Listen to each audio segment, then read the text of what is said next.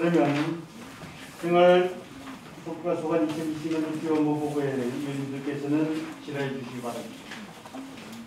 그 11조 지역자활센터 운영에 대해서 이야기했습니다. 저희가 금요일날 현장 방문을 합니다. 현장 방문해서 여러 가지 이제 궁금한 것에 대해서 이제 알아보면 되는 거고요. 지역자활센터 운영의 이 11조를 보면 이 12억 3,539만 9천 원이지 않습니까? 이거는 순수하게 이 자활센터 운영에 대한 예산입니까? 11페이지. 네, 생활복지 가장 상기합니다. 네네. 저희 12억 3,539만 9천 원은 네. 전에 그 운영비 인건비입니다. 예. 저희가 그 매월 네. 운영비랑 인건비를 세 개 센터에 보건복지부 분담 비율에 의해서 지원을 하고요. 네. 거기서 이제 복지수당, 조정수당, 복지포인트는 전액 12로 지원이 됩니다. 그러면 요 11쪽하고 12쪽 이게 다 13쪽도 포함되는지 모르겠는데 14쪽까지 이게 지금 그 자활 사업에 관한 내용이지 않습니까? 맞습니다. 그럼 이게 국민기초생활보장법의 그 다른 이 사업이잖아요. 네. 그럼 2000년부터 이게 시행이 됐으면 네. 그동안의 그 사업적인 경험은 풍부하시겠네요. 네, 저희 국민기초생활보장 사업이랑 자활사업은 양대축입니다. 네. 근데 자활사업이 이제 의원님 말씀하신 대로 아주 중요한 부분을 차지하고 있는데요. 아직은 좀 이렇게 근로 의욕이 조금 저하되는 부분들도 있고 문제점이 아직 여지가 많습니다. 그래서 앞으로 많이 개선이 되어야 될 것 같습니다. 10년이 다 돼가는데 이게 네. 우리 지역에만 있는 게 아니라 중앙, 강할, 강역 사실 이게 네. 이 세 가지 시스템이 맞물려서 돌아가잖아요. 그렇죠. 예, 보건복지부 주요 이게 핵심 지금 사업입니다. 어느 정도 사업적인 성과가 있어야 되는데 네. 구청에서는 예산 지원만 해주고 관리는 전혀 안 하십니까? 네. 올해도 또 감사가 중앙감사, 합동감사가 있었습니다. 네. 그리고 저희가 올해 9월에 간이평가가 있었습니다. 저희 3개 센터가 모두 우수센터로 선정이 돼서 추가 운영비를 배정을 받아서 이번에 임시에 간주 처리했습니다. 네. 지금 이게 지원하는 예산에 비해서 운영이나 뭐 인건비 예산에 비해서 사업 실적이 지금 그렇게 썩 눈에 보이지는 않거든요. 물론 결과적으로는 평가가 잘 나왔다고 하시는데 그 지원하는 예산에 비해서는 평가성이 없다 이렇게 느껴지고 있습니다. 그 부분에 대해서 좀 국장이 잠깐 답변드리면요. 네. 그분들이 생산하는 뭐 어떤 그 생산품이 됐든 아니면 서비스가 됐든 그런 부분들은 우리 구청에서도 좀 적극적으로 좀 활용을 해주는 어떤 그렇게 해서 그쪽 부분이 좀 활성화될 수 있도록 하여튼 저희도 적극적으로 노력을 하겠습니다. 16쪽에서부터 19쪽까지 빈곤을 탈출하게 만드는 이게 굉장히 좋은 사업이거든요. 이것도 지금 매칭 사업이잖아요, 그죠? 이것도 보니까 10년 정도 한 10, 지금 보니까 희망 키움이 이게 10년도에 시작됐죠? 희망 키움 풍정 사업. 네, 희망 키움 통장이 2010년부터고 청년저축계좌는 올해 새로 시행된 신규 사업입니다. 청소년 희망 키움 풍정 사업이요? 아, 청년 희망 키움 통장은 2018년이고요. 네, 청소년 네. 저축. 내 키움은 2013년, 청년저축계좌는 올해 신규 사업입니다. 예, 가장 오래된 게 희망 키움 통장. 이 사업이 사실 굉장히 반응도 좋고 네, 효과도 좋고 효율성도 좋잖아요. 네. 이게 매칭 사업으로만 할 게 아니라 우리 노원구 자체에서 청소년 우리 그 빈곤을 대면하는 이런 청소년들을 위해서 새롭게 사업을 구상하는 건 없습니까? 저희가 1대3 매칭인 경우는 매월 10만 원씩 하면 30만 원씩 매월 적립이 되는 이게 예산이 좀 많이 드는 사업입니다. 한 명당 지원이 많습니다. 예, 국장님마저는 이제 그 빈곤의 대모님을 맞습니다. 자본주의 병폐를 보완하는 제도 중에 하나인데 식별 좀 써주시기 네, 바랍니다. 알겠습니다. 네, 감사합니다. 예, 청소년 빚 대부임 문제하고 연결시켜서 하다 보니까 이번에 서울시에서 10월달에 이 의뢰를 제정을 했어요. 그래서 지금 뒤에서 저도 추진하다가 제가 멈춰 있는데 그 부분은 과장님 한번 서울시 그쪽에 한번 살펴보시고요. 네, 다음 알겠습니다. 지라시로님. 저도 통장 사업에 대해서 근데요. 그 청년희망 키움 통장 사업, 그다음에 청년 저축계좌 사업, 한 해 차이로 지금 새로 신설이 되고 했어요. 그런데 말 그대로 뭐 청년들에게 희망을 주고자 하는 것들인데요. 통장 사업에서 제가 보고 있는 문제점이 조금 있는 것 같아서 혹시 공감하시고 그런 부분에 대해서 상위 부서에 제안을 해서 수정을 좀 하거나 보완했으면 하는 부분이 돼서 합니다. 지금 청년 키움 희망 통장 사업 신청 기준으로 해서 근로소득이 있어야 되고 3년간 통장을 유지하려면 근로가 유지되어야 되는 그런 조건이 있어요. 마찬가지로 청년 저축계좌도 10만 원씩 3년을 보면 360만 원 돈이 1,440만 원이라는 굉장히 좋은 그런 메리트가 있는 것들인데 실제적으로 이것도 마찬가지로 이거는 더 까다로워요. 뭐냐면 가입 동안에 연 1회 3회 이상 교육을 이수해야 되고 그 다음에 공인 자격증을 또 이수해야 되고 그 다음에 근로도 유지해야 돼요. 근데 지금 같은 이런 때에 현 시점에서 그냥 일반인들도 근로가 계속 유지되다가도 안 되는 그런 상황들이 여러 재난 사태로도 발생이 되고 있어요. 하물며 경험이 이제 막 시작하고 이러는 청년들이 과연 3년 동안 얼마나 뭐 아르바이트도 포함이 된다라고는 하지만 얼마나 이 3년 동안을 유지해서 360만 원을 1,440만 원으로 끌어낼 수 있는지에 대한 의문점이고 굉장히 실질적으로 청년들과 대화를 하는 내용입니다. 대단히 이거는 정말 어떻게 보면 그림 좋은 떡이라는 그런 느낌이 오는 그런 시스템이에요. 이왕 정부에서 어떤 청년들한테 희망을 주고자 한다면 이렇게 청년들의 실질적인 현실을 감안을 해서 어떤 것들을 유지할 수 있게끔 해줘야 되는 그런 부분이라서 어떻게 생각하십니까, 국장님? 너무 까다로우면 안 됩니다. 까다로우면 가급적이면 소식이 될 뿐인데 하여튼 그 부분 제가 컴퓨터에서 사기하고 해보도록 하겠습니다. 진짜 청년들이 좀 생애 어떻게 보면 처음 가지는 통장일 수 있거든요. 그런 부분을 좀 가져갈 수 있었으면 좋겠고 그 다음에 내일 키움 통장 사업도 지금 내일 키움 통장 사업도 보면은요 조건이 자활 참여 총 60개월 이내라고 되어 있습니다. 지금 어디나 뭐 사실은 정부에서 어떤 것들을 조금 더 일반보다는 많은 지금 이자도 없는 상태인데 그런 것들에 혜택을 주자면 조건은 필요하리라고 생각을 해요. 그런데 이것도 지금 만약에 이 자활 근로에 참여하는 사람들이 내일 통장 사업을 하면 내일 근로 장려금, 내일 키움 장려금, 그 다음에 뭐 수익금 이래서 여러 가지를 플러스해서 주는 그것까지는 굉장히 좋은데 총 60일 이내 그리고 당시 자활에 참여를 하다가 만약에 참여를 못하는 것이 3년 이내 발생이 된다 하면은 그때의 문제점이 지금 여기 보면 향후계획 중도 탈락 예방하고 탈수급 촉진하기 위해 사례관리 지원이라고 써져 있는데 모색은 하고 계신 것 같은데 어떤 쪽으로 어떻게 모색이 되고 있는지요?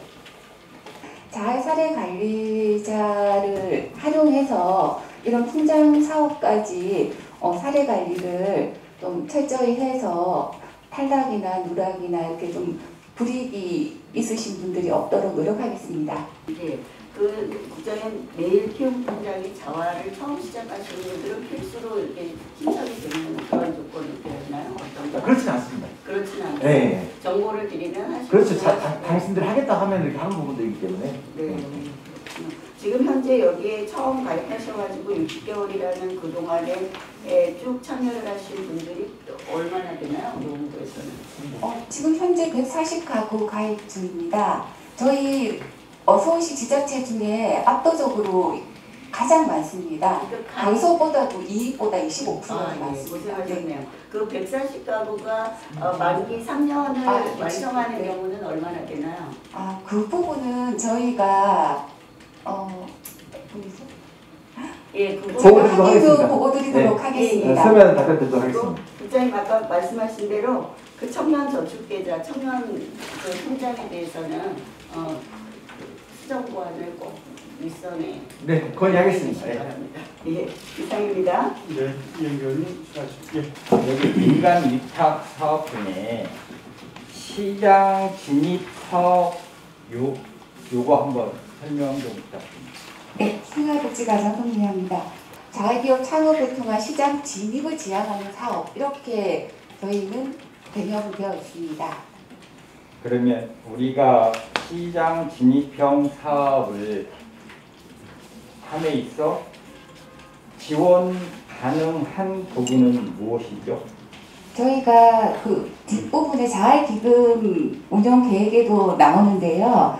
기타 사업 자금, 물품비, 기능 보강 전부 저희가 적정하다 판단하면 지원을 해드리고 있습니다. 물론 심의위원회를 거칩니다. 우리 그 노원구 골목 시장이 굉장히 노원역 일부, 공릉동 일부를 제외한 골목 상권이 거의 무너져 있거든요. 그래서 이 자활 근로 사업을 저의 본 의원의 의견으로서 지금 공릉동 북수거리가 있는데 이 부분이 조금은 실패한 부분이 있는데 자활 사업단에서 어느 거리를 특색 있는 거리를 만들어 주면 어떠냐라는 개인적인 생각이에요. 이게 무엇이냐면 지금 상계 1동에서 편의점 하나를 GS25 상계 1동에서 운영을 하거든요. 근데 이런 것들 꼭 편의점 하나가 아니라 어느 한 골목을 다양화를 좀 시켜주면 어떠느냐.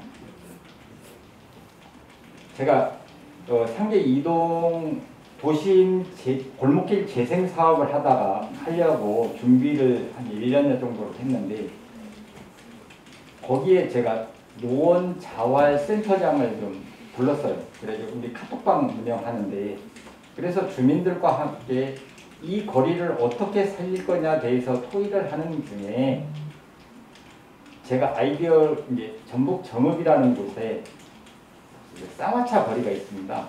근데 한 300m 거리인데 시에서 이렇게 집중 군데군데를 지원을 했어요. 이런 식으로 임대 보증금 형태를 지원을 하다 보니 이 골목이 활성화가 돼서 전국적으로 많이 알려져 있더라고요. 그러면 지역 경제도 살 뿐더러 우리 자활 사업하는 사람들의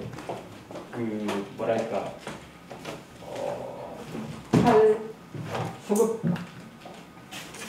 도움이 되지 않을까라는 개인적인 생각. 1차적으로 지금 저희 그래서 아마 그 내년 예산에 아첨가에 아마 이 관련해서 청년의 거리 조성 관련해서 한 1억 정도 올라갈 건데 그건 우리 위원님들 자정해 주시면 감사드리겠고요. 내후년도에 아마 이런 부분들을 의원님하고 같이 협의를 해서 거리나 이런 부분들 좀 구체적으로 안을 한번 만들어 가도록 그렇게 좀 하도록 하시죠. 네, 일단 말씀 잘 들었고요. 저는 이제 이게 자활센터에서 그냥 이 수급을 유지하기 위한 그냥 그런 사업보다는 한 분 한 분이라도 뭔가 탈수급해서 정말 정상적으로 가정 경제를 이끌어 갈 수 있는 가구들을 만들 수 있게 도와주고 또한 우리 노원구 전체를 봤을 때는 군데군데 특색 있는 골목 상권을 살리는 것이 우리 젊은이들을 위해서나 우리 전체 노원 군민을 위해서 이게 곧 복지이지 않나라는 개인적인 생각을 했던 것입니다. 이상입니다. 네. 예, 자활 근로사업비에 대한 오늘 이야기가 좀 있는데요. 저는 이 자활 근로사업비라는 것이 기초생활 수급자 대상으로서 하는 거고요. 그죠? 그래서 그 중에서 생계, 의료, 주거, 교육 중에서 생계급여 중에서 근로 능력자가 있는 사람들을 대상으로 하기 때문에 약 80%가 된다고 제가 이미 자료를 보고 알았습니다. 그러면은 지금 약 647명 중에 517명이 지금 참여를 하고 있는데 이 사업이 원활히 되기 위해서는 이게 사실 원활이 돼야 됩니다. 왜냐하면은 이 근로 의욕을 좀 북돋아 가지고 이 어려운 분들을 실제적으로 사업에 참여를 해가지고 그러잖아요. 자활을 시키겠다는 이 목적이잖아요.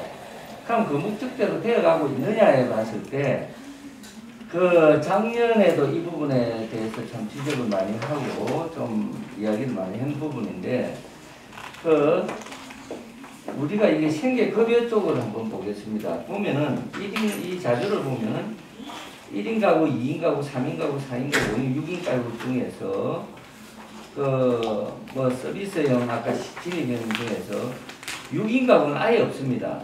6인 가구는 시장 진입에 1명 있고 5인 가구 2명 있고 근데 여기는 이제 1인 가구부터 시작을 해가 6인 가구 중에서 2인 가구가 제일 많아요.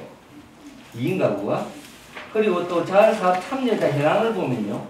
2인 가구가 제일 많습니다. 1인 가구가 49명이고 2인 가구 39명이고 그 외에는 점점 줄어들어가지고 아예 6인 가구에서는 1명이더라고요. 그만큼 지금 이게 여러 가지 문제점이 좀 있는데 뭐가 있냐면은 우선은 그 앞에 보면은 생계급여가 아니라 생계급여형이기 때문에 4페이지를 한번 보겠습니다. 4페이지를 보면은 1인 가구부터 6인 가구 중에 있습니다. 여기에서 기본 중위소득의 30% 이상의 사람이고 소득 공제를 30% 해준다는 거지 않습니까? 맞죠?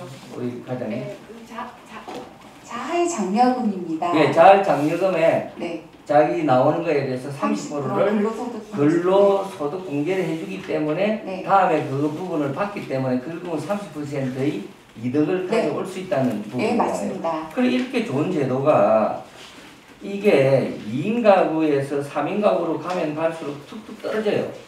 그 이유가 뭐냐면은 2인 가구, 3인 가구다. 그럼 한 명은 일을 안 하는 거예요. 한 명은 일을 안 하고 2인 가구만 가지고 장려금을 받고 있고 1인은 그러면 나머지 한 명은 근로를 할 수 있는 사람인데도 불구하고 일을 안 한다는 거 아닙니까? 그런 가구 수를 조사를 해보면은 이번에 약 600명 가량 된다면서요.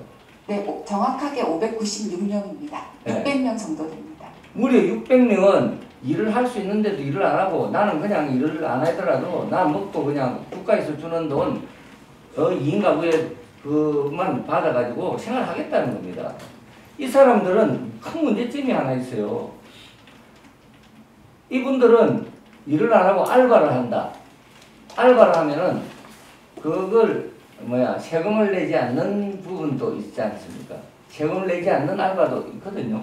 그런 부분을 하게 되면은 그냥 편하게 하루에 한두 시간 어디 가서 일을 하고 뭐 받는다든지 이런 식으로 해가지고 이분들이 일을 하지 않는 요인들 중에 하나는 아마 그거라도 생각이 되는데 그렇게 되면은 이걸 갖다가 방지할 수 있는 방법 이런 방법 찾아봐야 되는데 그동안에 계속 문제 제기가 됐는데 어떤 방법이 있습니까? 네, 그 의원님 제 답변 드리면 그걸 물론 이제 밝혀내서 한수하는 경우도 있긴 있습니다만 쉽지가 않다는 얘기죠. 하여튼 그 부분은 저도 뭐 노력은 하겠습니다만은 지금 어떻게 그걸 또 어떻게 하겠다라고 드릴 수 있는 그런 거 좀 어려울 것 같아요.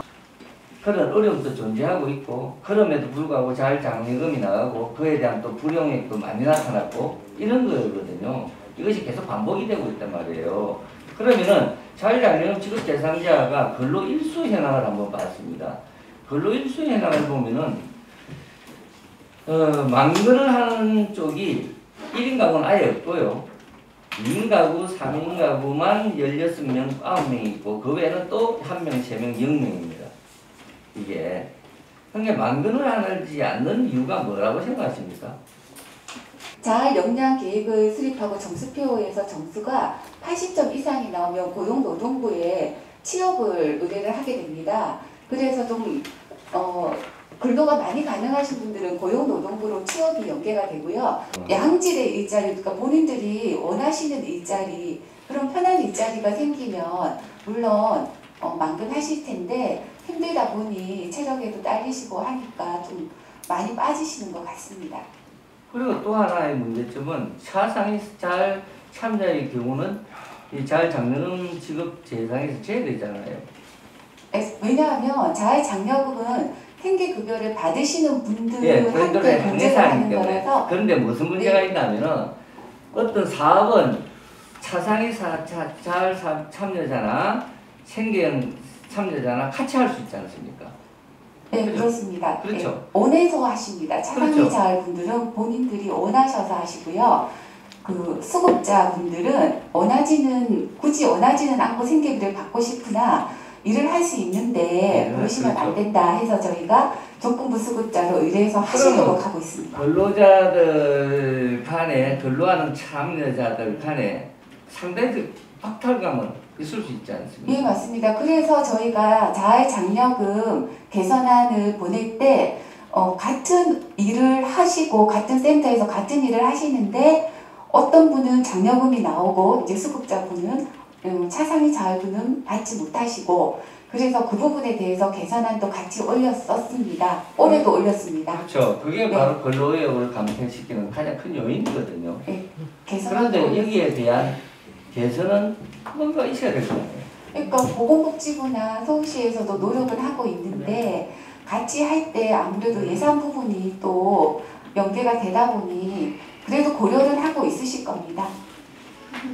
아무튼 뭐 여러 가지 부분에서는 다음에 또 좀 심층적으로 좀 말씀을 드리도록 하겠고 또 마지막 하나는 저소득 주민증 장래 지원이 있지 않습니까요? 네.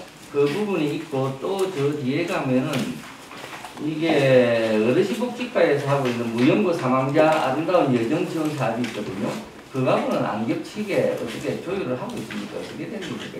예, 대상이 틀립니다. 대상이 다르죠? 네, 저희는 수급자 중 무연고 공명장려 이런 수급자 중에서 하는 부분이고요. 거고 거기 어르신복지과에서는 일반 무연고 사망자 전체를 아웃입니다. 전체를 나오는 네, 그렇습니다. 거죠? 그 차이죠. 예, 이상입니다. 네, 근데 이제 제가 2014년부터 돌보는 어르신이 계시는데 그분은 자녀가 없어요. 그리고 기초 수급자입니다. 그래서 지금 어르신 돌봄 센터에서 그 케어를 하고는 있는데 그분이 그런 도움을 받는 것을 원하지를 않으세요. 그래서 이런 모든 시스템은 없는데 그 주변에서 그분이 혼자 계시고 하니까 이렇게 도움은 받고 있어요. 근데 치아도 없고 뭐 어떤 그런 것도 없는데 도움을 받지 않아서 음식을 일단 못 드시니까 그런데 그분이 만약에 돌아가셨을 때 그분은 자녀도 없고 그런데 지금 현재 전세 2,500짜리 있는데 만약에 그런 분이 사망하셨을 때 누가 청구를 그걸 대신해줍니까? 아니면 동에서? 네, 그렇습니다. 동에서 해주면 그 80만 원 장제에 필요한 그렇습니다. 금액을 준다는 거죠? 네. 그러면은 그 어르신 복지과에서 하는 무연고 그거하고는 좀 다르게 또 해야 되나요? 수급자시면 드리고요. 그리고 무료 연구차 30만 원도 또 드리고요. 그리고 공영 장례도 연계를 해드려서 장례 의전 전체를 또 지원을 해드립니다. 알겠습니다. 이런 사업이 이제 어르신 복지과하고 입주과하고 좀 달라서 어떤 식으로 주변 사람들한테 얘기를 해야 되는지 좀 많이 좀 헷갈렸었거든요. 이따가 어르신 복지과에서 또 뭐 다른 얘기가 나오겠지만 일단은 이렇게 해서 좀 해소된 거에 대해서 감사합니다. 이상입니다. 청년 키움 성장 사업이라든지 뭐 저축 투자 사업을 약간 여러분이 지지하셔가지고 여긴 이 뭐 조사나 이 선정은 어떻게 되는 거예요? 그거 좀 여쭤보겠습니다. 네, 저희가 연초에 이제 계획이 시달이 되면 희망 키움 통장이나 내일 키움 통장은 매월 이제 초중순에 모집을 하고 홍보를 하게 됩니다.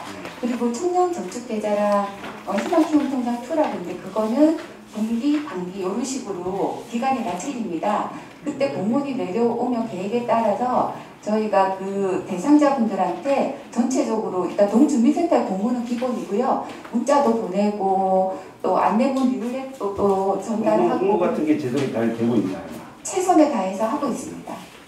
알겠습니다. 잘 부탁드리겠고 이 사업이 정말 좋은 사업이어서 자, 한 가지 더 그 의료급여 지원 사업이랑 그게 보면 인건비나 일반 운영도 있는데 지금 네 분이 있다고 그러는데 다 네 분이 다 무계약직이 아니고 기간제가 두 분이 계시네요. 네네 이분 그렇습니다. 어디서 근무하시는 거예요? 저희 의료급여 관리사가 총 6분이 계셨는데요. 8월 31일자로 두 분이 기간제 근로자 두 분이 계약이 만료돼서 해지가 되고 현재 새로이 채용을 할 예정이고 절차를 밟고 있습니다.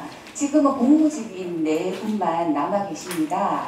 근데 저희 부서에서 근무를 하고 있고요. 모두 간호사 자격증 소지자이십니다. 간호사에서 지금 보건소에서 근무하시는 거. 제가 이 사업을 심의위원회에서 좀 계속 지켜봤던 사업이어서 네.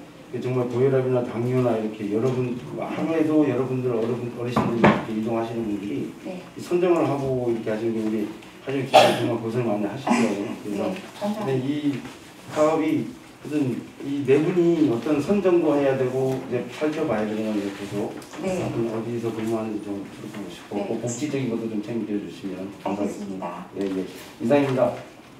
그래서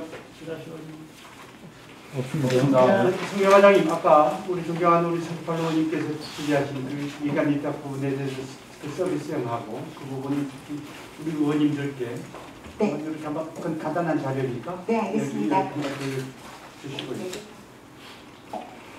그 지금 전반적으로 이러잖아요. 그 우리 4개 자활 사업에 대해서 지금 아까 12, 13, 11, 12, 13, 14페이지 이렇게 보고한 자료 이렇게 보면 4개 사업에 대해 전체 지금 117억 6,120만 원이에요, 전체. 근데 거기에서 자활 근로 사업비가 109억 6,957만 원인데 이 전체에 한 88% 차지하는 건 구비 비율이 약 12%, 뭐 15억만 원 정도 됩니다만은 여기 보면 우리가 제가 그 자료를 받아서 이렇게 보면 사회복지시설 법인의 우리 그러니까 전출금을 법인은 우리 시설에 전출금을 내야 되고 우리 위탁기관은 법인으로부터 전출을 받아서 전입을 시켜야 된다 말씀이고요. 지금 그렇게 또 하고 있나요, 안 하고 있나요? 이게 뭔 관련이냐면 네. 사회복지사업법 시행규칙 21조 관련인데 네.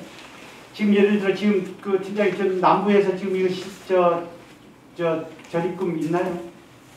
그 사회복지관에 또 그 직원들의 좀 복리 쪽에 조금 쓰시고 그쪽 사업비를 쓰는 부분들이어서 근데 이번에 이제 그 법인 쪽에서 코로나 때문에 어려운데 이 부분을 조금 좀 깎아줬으면 좋겠다는 얘기가 있어서 그 부분은 저희가 충분히 그분들의 의견을 수렴해서 좀 삭감해주는 그런 쪽으로 지금 정리를 해보고 있는 상태입니다. 네.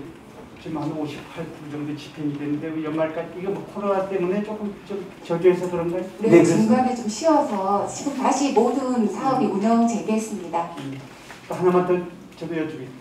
지금 자활 사업에서 우리 남부자활 공동을 말씀드리면 커피숍 운영이 자활 사업일까요? 그분들이 이제 양질의 일자리를 찾다 보니 사회 서비스형으로 카페를 2개소 만든 걸로 알고 그러면 있고요. 네. 공공이 민간의 영역을 침범한다고 생각은 안 하세요? 함께 상생한다고 봅니다. 뭔 상생이야? 왜냐하면 저희가 방역 사업 같은 경우 이번에 자활기업 4개소가 그러면 지금 네. 위탁업체가 지금 선정은 됐지만 그럼 자기 돈 한 푼 안 들였잖아요. 그렇죠? 자, 민간은 몇 억씩 들여 하는 거예요. 그래 그걸 버젓이 공공이라는 이유만으로 거기다가 커피숍 운영해? 일단 이 부분 이런 부분으로 보면 상생은 안 맞아요. 상생. 실제 우리 잘에 좀 그런 분들이 해서 아까 말씀하시는 그 수급에서 벗어날 수 있게 도움이 되는 그런 사업이라 그렇다 그러면 좀 민간하고 겹치는 부분도 있더라도 뭐 그게 뭐 대단한 게 아니고 한두 개 정도 하는 부분들에 대해서는 조금 그 이해를 해주시는 게 어떻게 나는 생각이 듭니다. 네. 어떻게 더 이상 질의하실 분 있으십니까? 네, 좋습니다. 더 이상 질의가 없으므로 생활복지가 소관 2020년도 주요 업무 보고를 마치겠습니다. 성미와 생활복지과장님 비롯한 관계 공무원 여러분 수고하셨습니다. 일상업무에 임해 주시기 바랍니다.